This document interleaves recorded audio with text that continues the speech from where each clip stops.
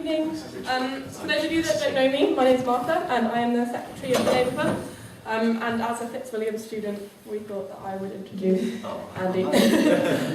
So, a proud Liverpudlian, Andy is without a doubt one of the most accomplished Labour Party politicians of our generation. After coming here to Fitzwilliam to read English, Mr Burnham worked in Westminster until his election as a Member of Parliament for Lee in 2001.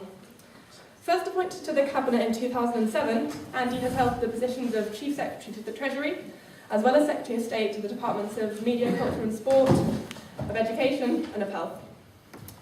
With a distinguished career, Andy has always spoken up for those who can't do so for themselves. As one of the first supporters of the Internal Wear campaign, speaking of his desire for a national care service and defending those suffering from dementia, he truly follows his philosophy of aspirational socialism. I personally first heard Andy speak in 2010 at the hustings for the Labour leadership, in which he fought a fantastic fight. He was an amazing speaker then.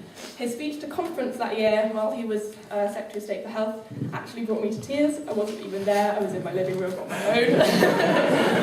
My dad gave me very weird look. And this year his speech to conference on education was a favourite for so many people. I know Richard and Ashley, who were there with me as well. It was fantastic. He was like a teacher. It is for these reasons and many others that it is an absolute honour to introduce to you this evening our Shadow Secretary of State for Health, a former Fitzbilly and CULC's Honorary President, the Right Honourable Andy Burnham.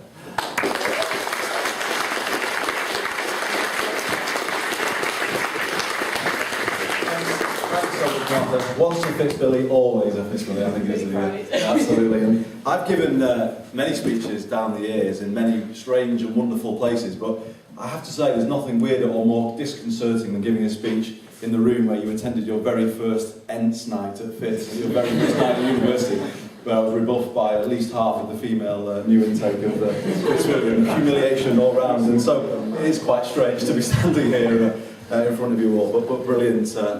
Brilliant as well. A great honour actually to come back to the college and address you all.